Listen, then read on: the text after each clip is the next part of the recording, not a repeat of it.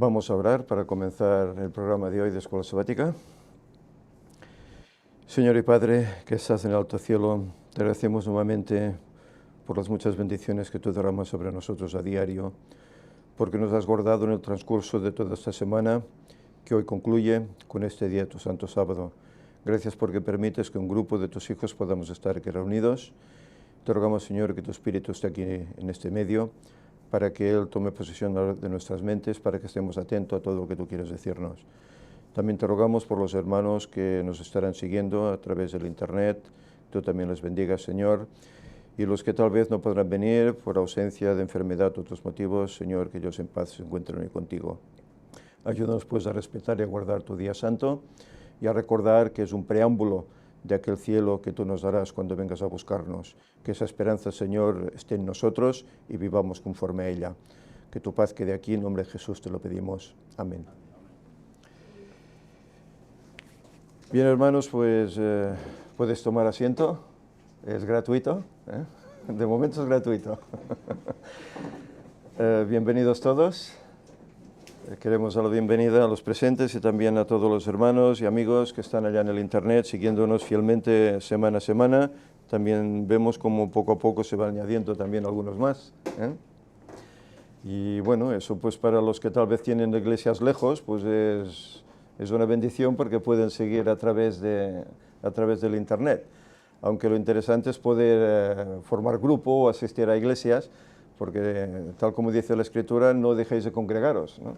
Que es importante para que de esta forma pues la fe crezca, ¿eh? El contacto con hermanos también, eso es beneficioso. Muy bien, estamos ya en el mes de julio, hoy es el primer día de julio, y coincide pues con el inicio de un nuevo trimestre. Hemos estado durante el trimestre pasado estudiando las epístolas de Pedro, y en esta ocasión pues dejamos a Pedro, pero nos vamos con Pablo. Es decir, que a partir de hoy, de esta primera lección, veremos quién era Pablo, qué hacía contra la iglesia y cuál es su conversión, el cambio que hay en su vida, para luego ser un fiel apóstol de Cristo. La lección en general se titula El Evangelio en Gálatas. Creo que este es el título general, por lo que he podido comprobar.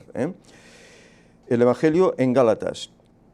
Y el título de la lección de esta semana es Pablo, apóstol a los gentiles.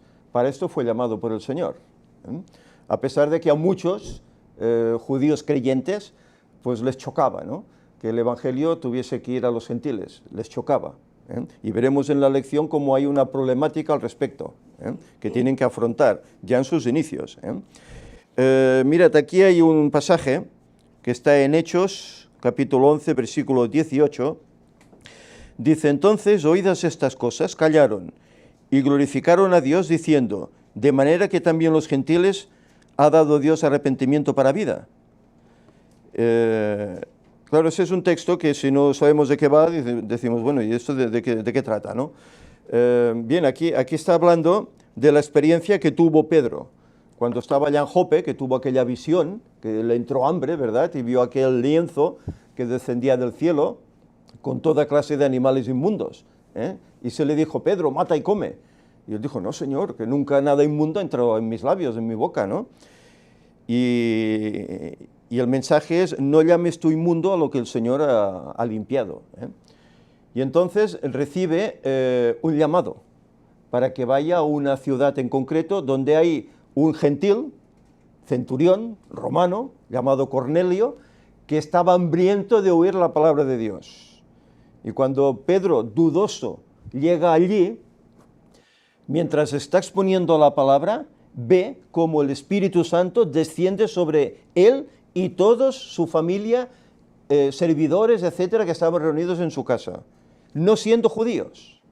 Y claro, esto le chocó a Pedro. Entonces es cuando viene este pasaje. Él llega a Jerusalén y habla con los hermanos diciendo que si el Señor los llama, hay que admitirlos. Y por eso aquí se admiran, de manera que hasta los gentiles desciende el Espíritu Santo. Se admiraron. Aunque veremos cómo luego tienen que tener un concilio especial porque hay hermanos que son de la secta de los fariseos, igual que era Pablo, que se añaden a la iglesia, pero ellos están aún con las costumbres judías, la circuncisión, etcétera, etcétera, y pretenden pues que los nuevos creyentes pues sigan practicando este judaísmo, por así decir, ¿eh? Y veremos pues lo que sucede. La escuela sabática comienza diciendo que Pablo, como fiel israelita y fiel fariseo, como él era, pues estaba determinado a terminar con ese nuevo grupo que estaba saliendo, esa nueva doctrina, ¿eh? Él veía en eso un peligro para la nación de Israel, puesto que él, lógicamente, conocía la palabra de Dios, y él veía pues que Israel pues tenía que ser bendecido, tenía que proclamar las verdades, ¿eh? Y entonces pensaba, estos los que van a hacer es estropear todo ese propósito que Dios tiene. Y entonces el anhelo de Pablo era destruir a todos esos seguidores del camino, como se les llamaba, ¿eh? Y ese era su propósito, ¿eh? A tal punto que, fijaros lo que nos dice la lección. Perdonad. En el apartado del domingo nos habla de perseguidor de cristianos. Era tal el fervor que él tenía por su fe judía, que su anhelo era destruir a todos los cristianos, no dejar ni uno, no dejar a nadie. Y sabéis, en una ocasión se confrontó con algo que a él le chocó. Había un hombre justo de Dios, un diácono, de aquellos que fueron escogidos, de aquellos 7, Esteban, ¿eh? Que hablando acerca de esta nueva doctrina fue capturado y fue llevado ante el Sanedrín y fue ajusticiado por ellos, ¿eh? Pero dice que mientras él estaba hablando, el pasaje dice que su rostro parecía el rostro de ¿qué? ¿Sabéis cómo iba esta historia? Dice que su rostro parecía el rostro de un ángel. Y Pablo, que estaba allí presente, él vio eso. Él vio algo distinto allá. ¿Cómo es posible? Supongo que él debería pensar, ¿no? ¿Cómo es posible que este hombre que está contra la fe judía, ¿eh? Porque hablaban de que el templo no era tan importante, que lo importante era Jesús, no el templo. Claro, ¿cómo podía ser? Para ellos el templo era el no va más, era su identidad, por así decir, ¿eh? Por eso tuvieron todo ese dolor cuando Jerusalén fue destruida la primera vez y el templo fue derribado. ¿Os acordáis los lamentos de Esdras, de Nehemías? Porque ellos querían regresar para edificar la ciudad y sobre todo el templo, ¿eh? Y luego ese dolor persistió en la segunda vez, en el año 70 de nuestra era, cuando nuevamente ese templo fue destruido. Era un tremendo dolor, ¿eh? Y a tal punto tienen ese dolor que aún hoy están pretendiendo levantar el tercer templo. De esto se oye hablar hace ya muchas décadas, ¿verdad? Y bueno, no es propósito divino, ni es voluntad en la Biblia de que esto sea así, pero ellos pretenden hacerlo siguiendo esas órdenes que hay en esa nueva directriz del nuevo orden mundial, ¿verdad? Para llevar esa paz, para que ese falso Mesías aparezca, ¿eh? Di, Víctor. Precisamente ayer mismo recibí mensaje de los que están intentando levantar el tercer templo. Ajá. Y lo vamos a mostrar, si Dios quiere, el lunes en la conferencia de noticias de actualidad en relación con la profecía. Otra vez volvemos con el tema de la vaca alazana, la vaca roja. Sí. Vais a ver qué noticias. Desde luego van a por todas. Y son conscientes que en pocos años pueden conseguir lo que están buscando. Son plenamente conscientes y están más que alegres por eso. Ya lo veréis en las noticias. Y además el apoyo que tienen, ¿verdad?, de Estados Unidos, etcétera, y otros grupos religiosos protestantes que están apoyando, ¿no? Bueno, no es bíblico, no es la directriz bíblica de que se levante un tercer templo. Sí que habrá un tercer templo, que en definitiva será el primero, el que siempre ha existido, que está en el cielo, ¿eh? Y que descenderá aquí en la tierra, ¿eh? Pero no es el designio de Dios que el hombre vuelva a levantar un tercer templo. Por lo tanto, si no es designio de Dios, ¿de quién es? Pues debe ser de su enemigo, ¿verdad? Del enemigo de Dios, el diablo, ¿verdad? Que es el que mueve todo esto, ¿verdad? Y bien, en esto pues, en esta énfasis que ellos ponen en su fe, en sus fiestas, en su templo, etcétera, pues esto es lo mismo que vivía Pablo. Él tenía ese énfasis, ¿eh? Y por eso cuando vio a aquel hombre de esa forma, como el rostro de un ángel, etcétera, incluso él fue partícipe de su condena a muerte, que dice que pusieron las ropas de Esteban, ¿a quién se las dieron? Dice el pasaje, a un joven, dice que se llamaba Saulo, y él dice que consentía con la muerte de ese hombre, ¿eh? Y a raíz de eso, ¿qué ocurrió? Se desató una tremenda persecución contra los fieles, contra los seguidores de Cristo. Se levantó una tremenda persecución, tuvieron que marchar de Jerusalén, muchos tuvieron que marchar y viajar hacia el norte, dice, hacia Antioquía. Tuvieron que viajar hacia allá, ¿eh? Por la tremenda persecución. Pero ello redundó en que el mensaje se esparció, porque Antioquía era un lugar, bueno, pues como hoy las ciudades modernas, ¿eh? Hay muchas nacionalidades, ¿verdad?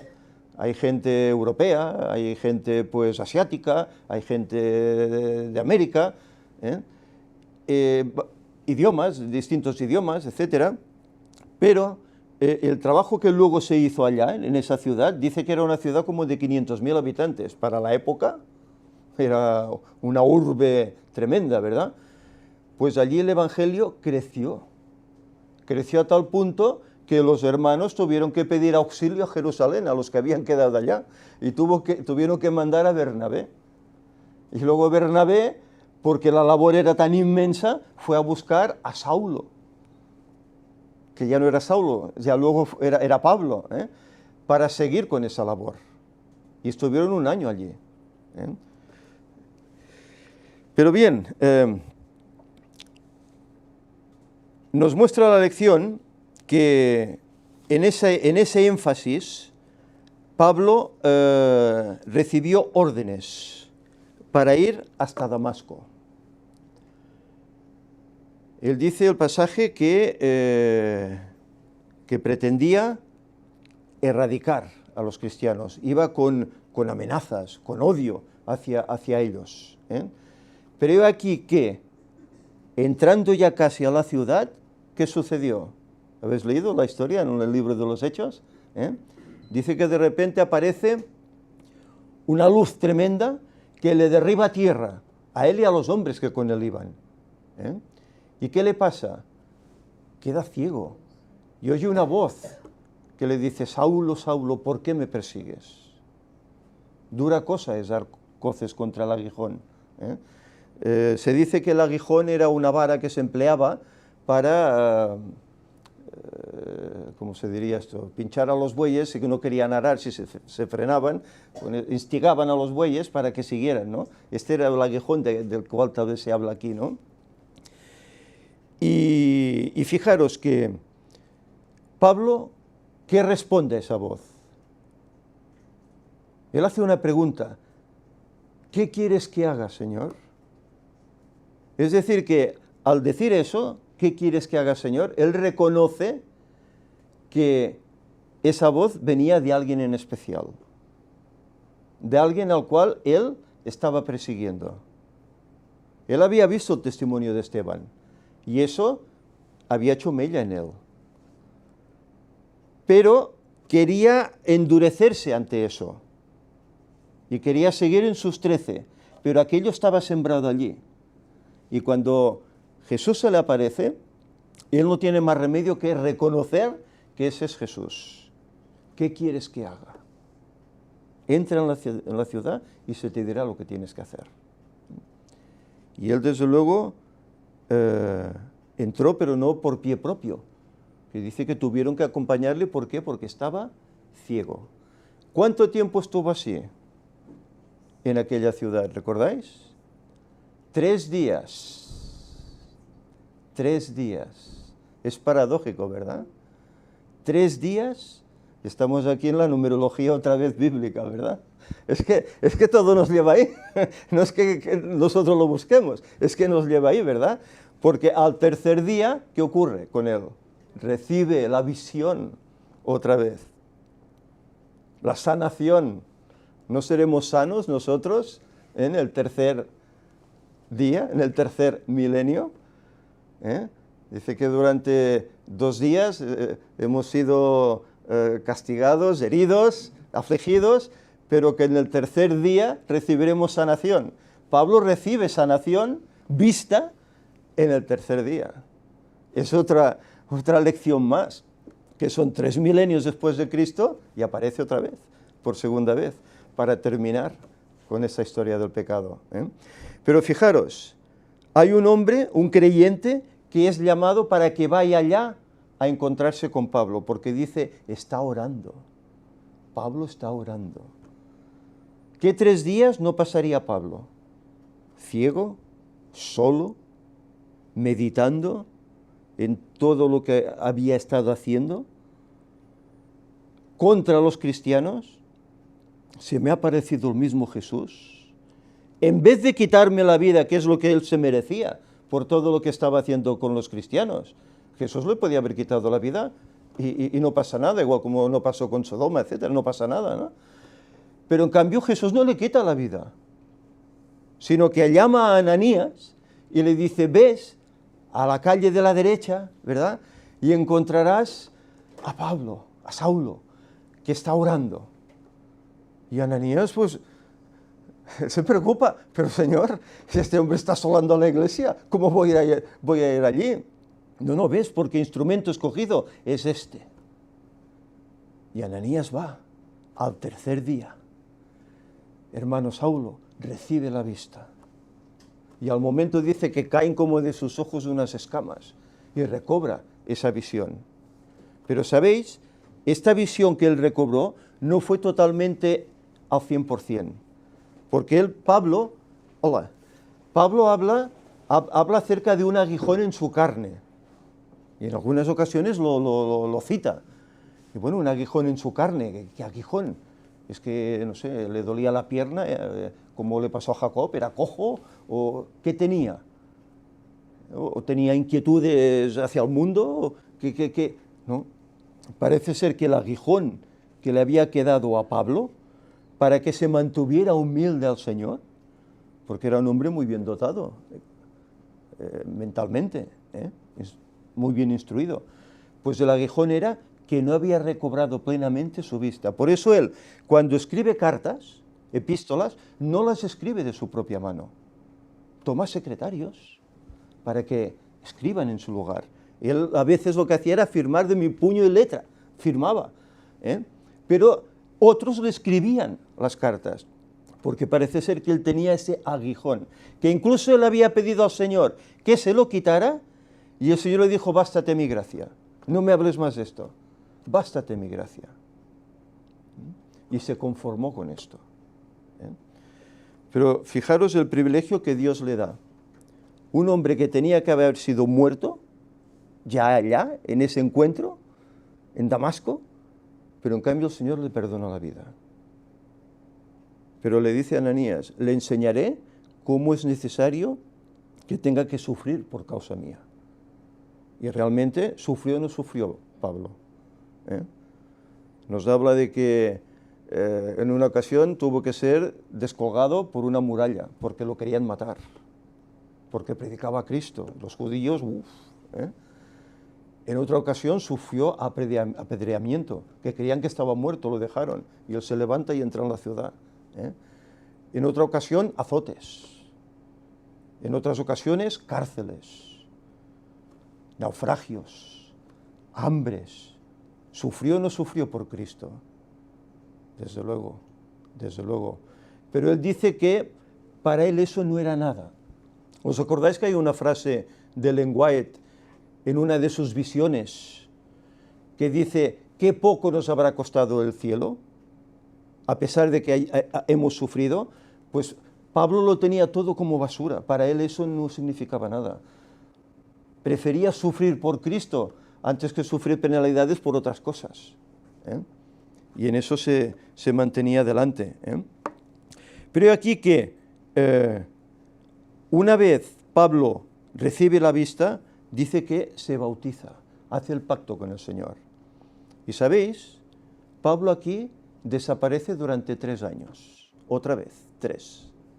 Es paradójico, 3 años. Y dice Gálatas que va ¿dónde? A Arabia.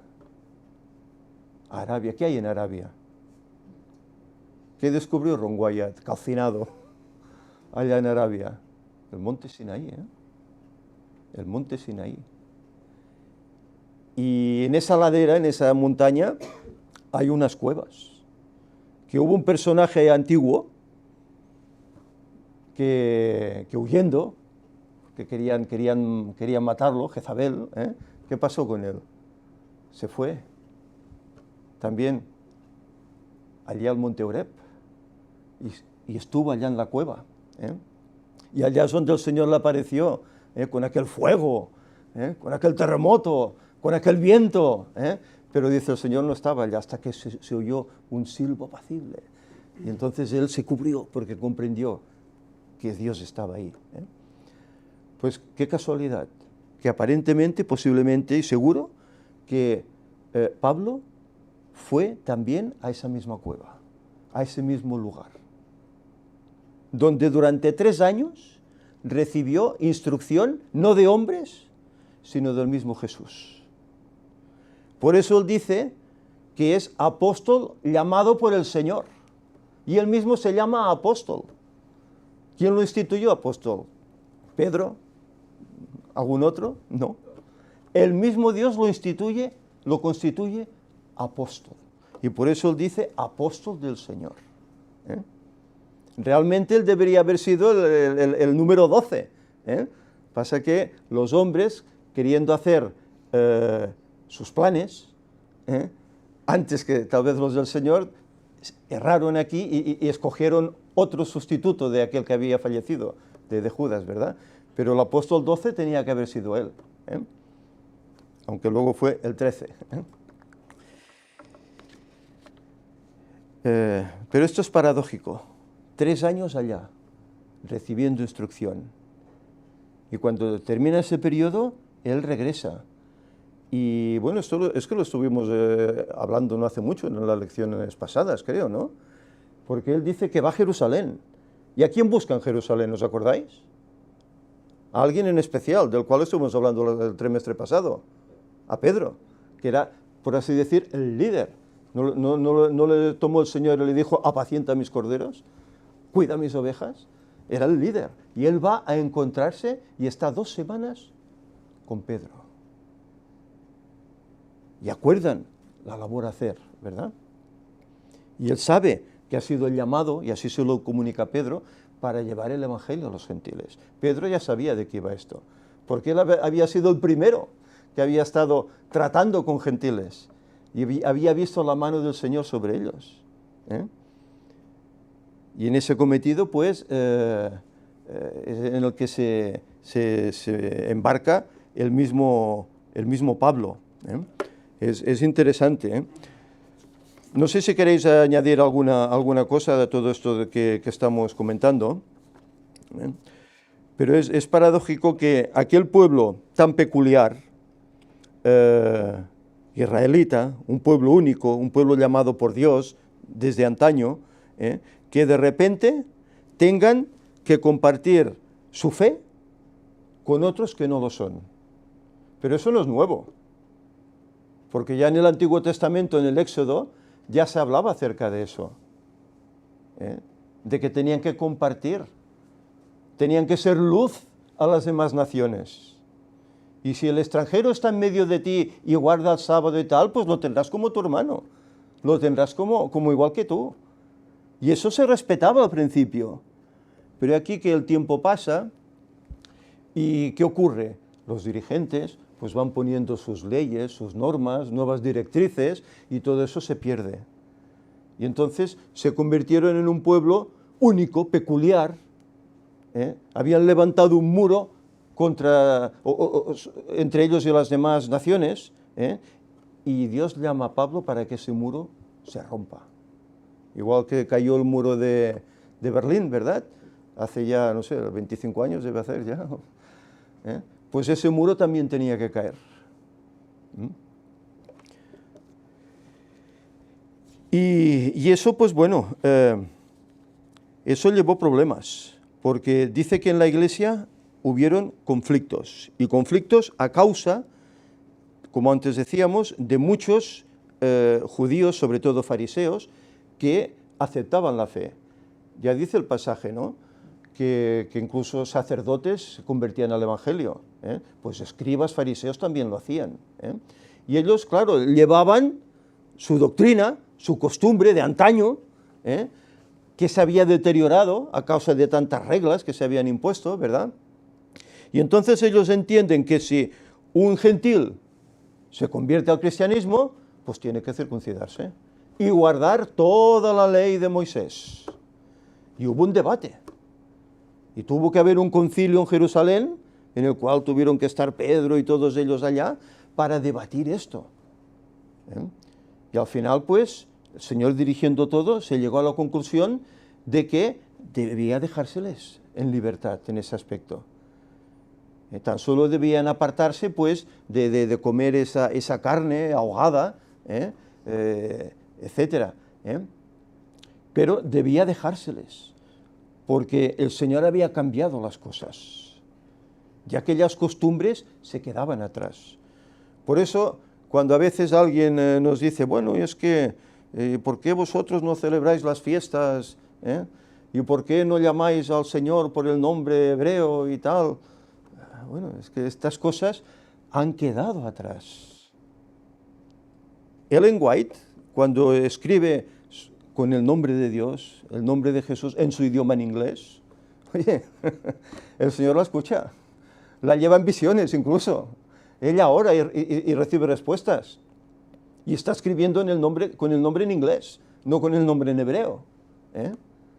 Personalmente he tenido casos así, orar en el nombre de Jesús, incluso en catalán, y recibir respuesta. ¿Por qué entonces tenemos que volver a aquellas costumbres que ya han sido dejadas atrás? A guardar las fiestas, que tan solo las fiestas son una enseñanza. Una enseñanza. ¿Sabéis? Hay quien me decía, bueno, es que Cristo vendrá en los tabernáculos, que es la fiesta que nos queda, ¿no?, en las cabañas, y será en otoño, no será en la primavera, ni en Pascua. Y claro, tuve que responderle, ¿no?, es que si Cristo murió el 31 en primavera, pues, y son 6.000 años, ¿tú crees? Sí, son 6.000, vale, pues entonces cuenta. Si Ellen White dice que allí se cumplieron 4.000, pues los 2.000 que faltan nos llevan al 2031 en primavera, no en otoño, en primavera y en Pascua. Lo único que, una vez estemos allá, en el cielo, allí celebraremos esa reunión de tabernáculos con el Señor, pero no aquí. Ni Cristo vendrá en esa fiesta. Claro, esta es la confusión que les queda mucho. ¿Sabéis? Hay muchos seguidores del 2031 que están en que Cristo vendrá en septiembre, octubre, en la tardor, en el otoño. Sí. Incluso el lenguaje escribe de cómo tabernáculos también tienen la implicación de la protección que tendrá el pueblo de Dios, claro, durante los tiempos finales. Claro. Porque es cobijarse. Claro. Evidentemente todas estas fiestas tenían significados que se cumplen a través de Cristo. Sí. A lo largo de la historia se repiten y aún tendrán en el futuro alguna repetición más. Pero claro, los judaizantes están causando estragos. Yeah. Y lo peor es que causan estragos incluso dentro de las filas del propio adventismo o de gente que está en el 31 y toda la verdad en general. Por un lado o por otro, Satanás está, como sabe que le queda poco tiempo, yendo a por todas. ¿Y qué vuelve a hacer? Pues recuperar ya las cosas de antaño que ya causaron estragos, las repite y aún va añadiendo otras. O sea Es que si no estamos bien a tope por la verdad auténtica, por un lado o por otro, nos la va a pegar. Sí. Él es especialista, ¿verdad?, en entretener, en distraer, en ofrecernos mentiras, pero disfrazadas con un poco de verdad, y cuelan, ¿no? Y cuelan. Y es paradójico que el aparente pueblo de Dios, ¿no?, que es estudioso de la Biblia, que tiene conocimiento, que conoce, pues caiga, ¿no? Yo no quiero decir que todos lo hagan, pero muchos hermanos adventistas están cayendo en estas cosas, están cayendo en eso. Y por lo que estoy comprobando es que muchos de los seguidores que creen que Cristo vendrá en 2031 les está ocurriendo esto. Y claro, y a veces personalmente me encuentro gente que me escribe: ¿vosotros también creéis en estas cosas? ¿Judaizáis? ¿También creéis que Cristo vendrá en otoño? No, las cosas son así, tienes que puntualizar. Es que claro, es que fulano que cree el 2031, pues piensa así y predica así, y es un problema. Claro, y esto hace, bueno, son tretas del diablo, porque esto hace que luego, desde la iglesia, ¿veis? Los que creen 2031, entre ellos, hay choques, se contradicen, Pero una cosa es estar en la palabra de Dios, en la verdad presente y andar en ella, y otra es dejar añadir ciertas doctrinas confusas, engañosas, que confunden. Hay tantos aspectos, que si la Trinidad, que si el tema de fiestas, etcétera, etcétera, y tantos los hay que están cayendo en todo esto. Es muy paradójico. Sí, con respecto a eso que mencionas, de que hoy en día la cantidad de fábulas, porque como dice la palabra, en el último tiempo la gente se iba a ir en pos de fábulas y de cosas, es que es impresionante. Uno se queda tan abrumado de la cantidad de teorías que actualmente en el medio cristiano, y más en este medio de los que supuestamente están predicando verdad presente, es una tras otra, y son continuas y son cada vez más enredadas, creando una confusión tremenda en medio del pueblo de Dios. Y como decías anteriormente, no solo eso, sino que hoy los seguidores del 2031 pareciera que, bueno, algunos, no todos, pero pareciera que están buscando cada día algo distinto en algunos casos. Pero cuando la mente realmente no está conectada con la vid, sucede estas cosas, y entonces cualquier cosa que sale ya les va bien. O se van detrás de ellos, porque entre los de la tierra plana, exacto, esta es otra, ¿no? Hermanos que seguidores del 2031 que están aceptando la teoría de la tierra plana. Dices, ostras, pero... Es increíble, entre los del nombre de Dios en hebreo y los que tienen sueños y visiones, o el tema de moda actualmente es esto, que ha salido una supuesta profeta. Y una de seguidores que tiene, incluso entre los que creen en el 2031, es que es impresionante. Entonces, cualquier cosa que sale, la gente se prende de eso. Como que no tuviera suficiente con la palabra de Dios y con los escritos de Elena White. Y tratan de encajar algunas cosas en eso, que ya lo advertía Elena White en su tiempo. Pero lamentablemente no se está afianzado en Cristo. Y entonces, claro, cualquier cosa que sale, ya las personas se confunden, y realmente es muy triste, porque estas, como decía, son tretas del diablo para confundir a la gente y que pierdan el tiempo en cosas que realmente no son importantes y se dejen de lado la verdad y empiezan a crear confusión. Entonces ya a los seguidores del 2031 o los que están predicando eso, ya los ponen entre los de la tierra plana, o los que no creen en el Espíritu Santo. En esos errores sí, totalmente.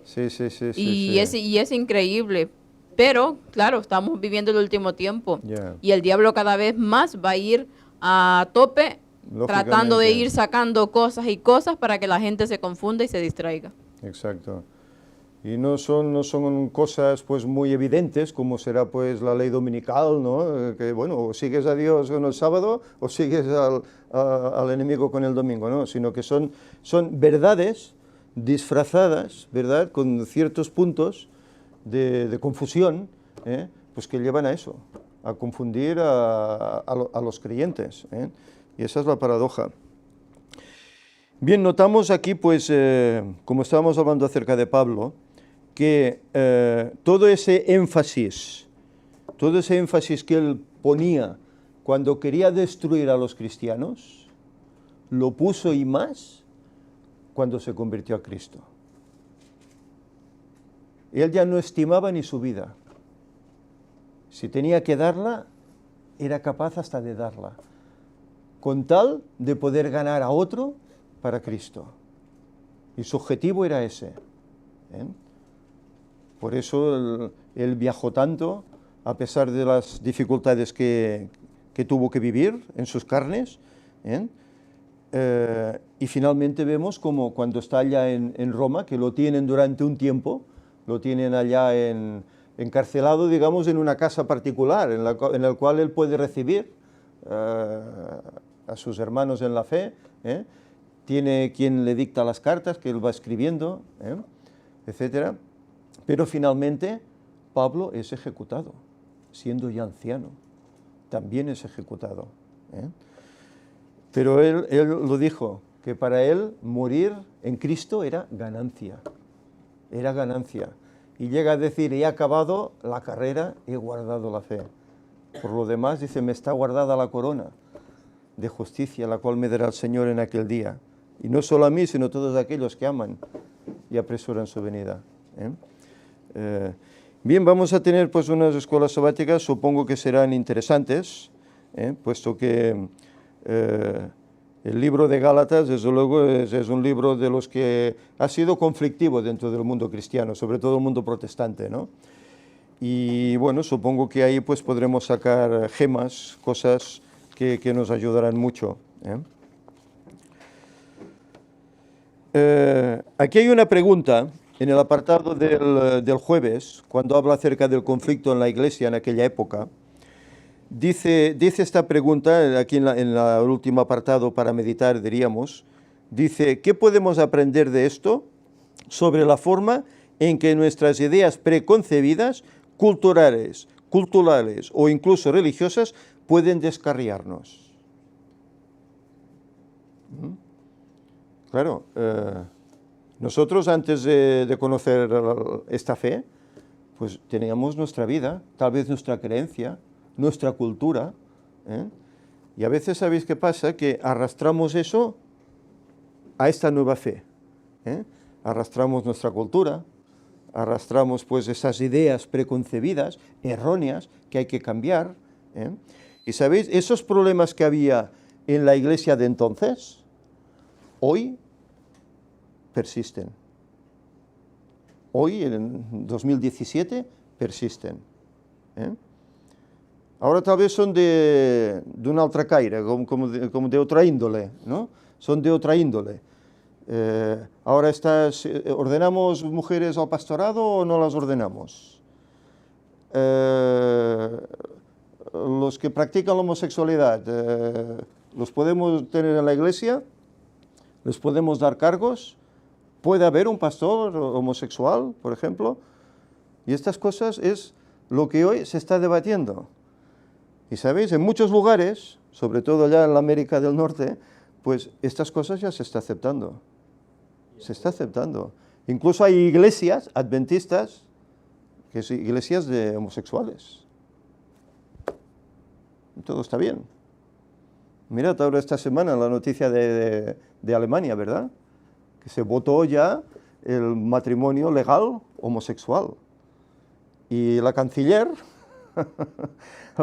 que estaba en contra, ahora ha cambiado el papel, ¿verdad? Ahora ha cambiado el papel. Y dice, bueno, que la democracia y tal, ¿no? Que hay que respetar, etc. En Cataluña se están haciendo propagandas por la televisión, aquella chica que presenta el divendres y tal, ¿no? El programa este, que oye, si tú has sido acosado, por tus tendencias homosexuales, denúncialo, porque la ley te defiende, tal y cual, en Cataluña. Bueno, estamos llegando a un punto que todo está bien, ¿verdad? Cada cual con su tendencia, todo está bien. Bueno, tal vez llegará un momento, un día, tal vez no muy lejano, en el cual pues el que practique la pederastria, ¿no? Pues vale, está bien, tú sigue. La ley te aprueba. No es de extrañar, cuando dice como los días de Noé. El problema de los días de Noé no solo fue la maldad de los hombres, sino era esto, la homosexualidad, a tal extremo como estamos viendo ahora. Por eso ahora estamos como los días de Noé. Se está probando ya en tantos lugares. Es tremendo. Cuando la paciencia de Dios colme el vaso, se acabará todo. Y comenzarán a caer todas esas plagas que, desde luego, harán mucho mal a este mundo. Pero claro, siempre habrá quien dirá, por culpa de aquellos que guardan el sábado, el Señor está castigando la tierra. Porque están en contra, pues, no solo del domingo, sino de los homosexuales y de tal cosa y de tal otra. Hay que ir a por ellos, hay que exterminarlos. Fijaros dónde estamos llegando, como los días de Noé, exactamente igual. Esta postura que mantenemos no quiere decir que tengamos de ir a por nadie en contra, claro que no, pero claro sí que hemos de exponer que bíblicamente para Dios esto es pecado, claro, y es lo que hay. Claro. A partir de aquí que cada uno tome su opción. Evidentemente nosotros no vamos a mandar en los gobiernos, ni tenemos que ejecutar absolutamente nada. Dios se encargará de poner las cosas en su sitio. Lo que sí que nuestro deber es pues denunciar, ¿no? Que estas cosas no son lo que Dios considera. Además, está escrito, ¿no? Creo que es en Corintios, en 1 Corintios, ¿no? Que dice que los afeminados no entrarán en el reino de los cielos. Y está escrito. Por lo tanto, bueno, feu-ho mirar, ¿no? Hagámoslo mirar esto, ¿no? Como dicen otros textos también, contra el uso natural, los hombres con hombres, mujeres con mujeres, y tantas cosas más, ¿no? O sea, pero claro, al mismo tiempo que esto hemos de añadir todo el resto de pecados que la gente ahora, decirle pecado, pues se te ríe 40.000 veces en la cara. Es una palabra ya en desuso. Claro, esto ya quien se lo cree que sea algo pecado, ¿no? Si Dios ya ni existe para ellos, ¿cómo va a haber pecado? Exacto. Por eso... y todo forma parte pues de todo ese pensamiento que antes hablamos del tercer templo, ¿verdad? Pero todo forma parte de todo este nuevo orden que quieren llevar en el mundo para el 2030. Sí, por respecto a eso que decían, de la aceptación que hoy en día hay de estas tendencias, y es lamentable que, bueno, ya lo comentábamos, que en el medio de la iglesia adventista está pasando esto, y que las nuevas generaciones, o sea, las generaciones más jóvenes, ya lo toman como algo tan normal, porque incluso en Latinoamérica, que es un poco más conservador en este sentido, yo tengo personas, no tan adolescentes, jóvenes, universitarios, que ya ponen que cualquier cosa de eso, a ellos les encanta, porque eso es la expresión del amor, y por el otro lado están diciendo... y el respeto, pero por el otro lado mencionando cosas de Dios, y entonces hay cosas que no encajan, pero ¿qué pasa? Que ya no se inculca, y ya como la sociedad ha ido cambiando tanto y hay tanta influencia visual, ya sea por medio de películas o todo lo que ven hoy en día los jóvenes. Claro, es que todo esto se está trabajando para mentalizarlos, ya totalmente lo ven como algo tan normal, y la Biblia la dejan ¿a dónde? Simplemente la ponen a un lado, y ya no hay esa conciencia de qué es lo que es realmente el pecado, y van buscando excusas, y ya ni tan siquiera se lo plantean, porque eso es lo que pasa, que ya ni tan siquiera se los plantean, porque desde las iglesias lo que se predica es que Dios es amor y los acepta a todos, y ya está. Es triste, pero lamentablemente es lo que está pasando. Claro, sí, Dios es amor y acepta a todos, pero debemos obrar un cambio cuando le conocemos y andamos en sus caminos. Es lógico, todas esas tendencias, ideas que llevamos, pues hay que cambiarlas, es lógico. ¿Querías comentar algo más? Sí, bueno, ella habla de Latinoamérica, pero en Barcelona, en la iglesia de Urgell, aparecen jóvenes, ya no tan jóvenes, que se fotografían con la bandera gay. y en cambio hacen unas tertulias llevando hasta jesuitas sí, y lo que haga falta. Sacerdotes y jesuitas. Veremos el lunes, si Dios quiere, en las noticias de actualidad, algo también, dos cosas bastante sorprendentes. Una es la ley que ahora en países escandinavos, creo que si no recuerdo mal es Suecia, los pastores estarán obligados a casar en las iglesias a homosexuales, prácticamente obligados. Si no, el primer ministro ya ha salido con unas declaraciones realmente contundentes que esto no se puede tolerar, que unos sí y otros no, sino que cambien de oficio, llega a decir.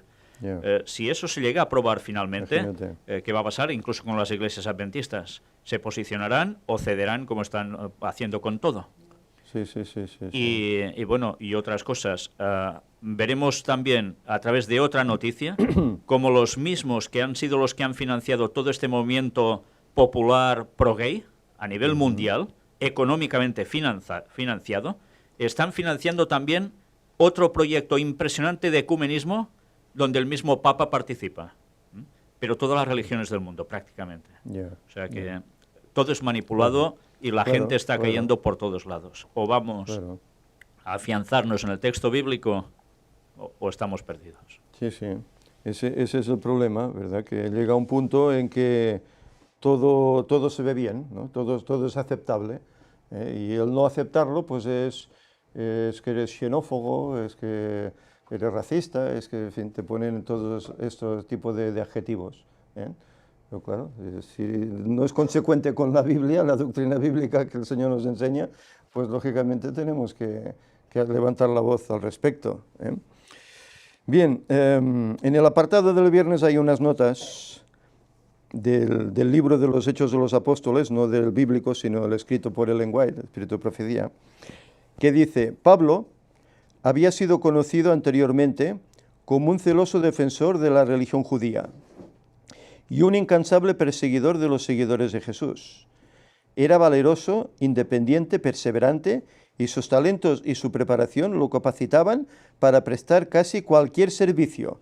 Fijaros la preparación que él tenía. Razonaba con extraordinaria claridad y mediante su aplastador sarcasmo podía colocar a un oponente en situación nada envidiable. Y ahora los judíos veían a ese joven de posibilidades extraordinarias unido a los que anteriormente había perseguido y predicando sin temor en el nombre de Jesús. Por eso estaba amenazado por los de su nación, porque todo ese empuje que él ponía contra los cristianos, luego lo puso para predicar esa fe, y para sus contemporáneos, pues se formó un enemigo y fue perseguido por ellos. Dice más, un general muerto en la batalla es una pérdida para su ejército, pero su muerte no da fuerza adicional al enemigo. Mas cuando un hombre eminente se une al adversario, no solamente se pierden sus servicios, sino también aquellos a quienes él se une obtienen una decidida ventaja. Saulo de Tarso, en el camino a Damasco, podría fácilmente haber sido muerto por el Señor y se hubiera restado mucha fuerza al poder perseguidor. Pero Dios, en su providencia, no solo le perdonó la vida, sino también lo convirtió, transfiriendo así un campeón del bando del enemigo al bando de Cristo. Campeón del bando enemigo, campeón al bando de Cristo. Lo reconvirtió al Señor. Como elocuente orador y crítico severo, Pablo, con su firme propósito y denodado valor, poseía precisamente las cualidades que se necesitaban en la iglesia primitiva. Es decir, era un hombre avanzado a su época, Era avanzado a su época. Con todo ese conocimiento que él había adquirido en esas escuelas de los escribas, él conocía la ley de principio a final, de la A a la Z, conocía toda la ley. Pero cuando conoce a Cristo, todo eso lo pone a los pies de Cristo. Le da la vuelta. Ya no es aquel judaizante que obligaba a la gente a circuncidarse, etc. No, ahora ya es un hombre que trabaja para el Señor buscando almas que son presas del diablo, para apartarlas de él.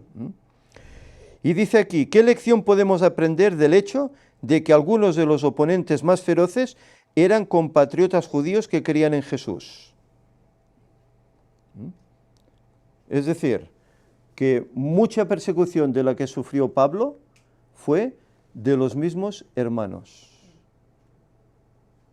Hermanos que también se habían convertido, pero que estaban en lo que antes decíamos, hay que seguir guardando la ley de Moisés, los ritos, las fiestas, etc. Y de ellos tuvo persecución. ¿Os suena esto algo, verdad?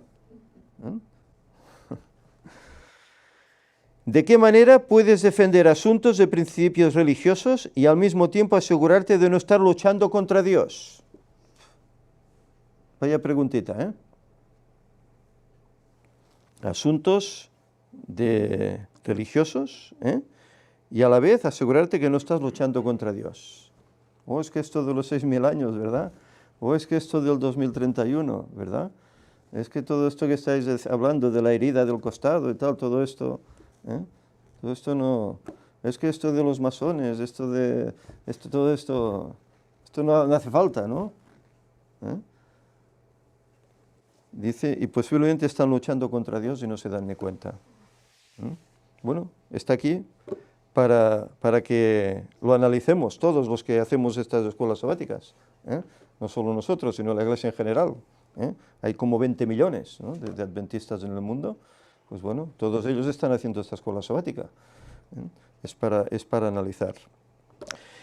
Bien, si no hay nada más, vamos a concluir la lección, puesto que Víctor también me ha dicho que el tema de hoy es un poco extenso, daremos más tiempo. Solo pues queremos pedir que el Señor nos ayude, pues para que podamos tener un poco de ese ímpetu que tenía Pablo, en ese anhelo de buscar almas. Y a pesar de las dificultades que nos pueden venir por esta fe que vivimos, que predicamos, que no nos amedrentemos, sino que sigamos y sepamos dar razón del por qué creemos estas cosas. Que de esta forma otros puedan abrir sus mentes y puedan conocer estas verdades presentes para el día de hoy. Que el Señor nos bendiga, nos ayude a ser instrumentos útiles e idóneos para su obra. Es mi deseo. Amén. Vamos a ponernos en pie y elevamos una oración para terminar.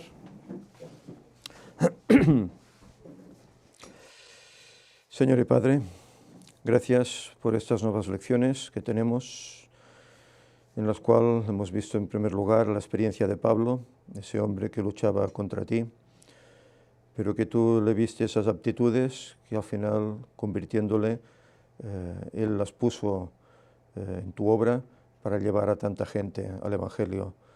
Fue pastor, fue obispo, fue anciano de tantas iglesias y a tantos que ayudó. Señor, que su ejemplo pueda ser para nosotros. Que intentemos, no llegaremos nunca a esa altura, pero que por lo menos, Señor, intentemos, en la parte que nos corresponde, no defraudarte y vivir este Evangelio que tú nos has dado, esta verdad presente, y también compartirla con tantos que no lo saben, incluso hermanos en la fe.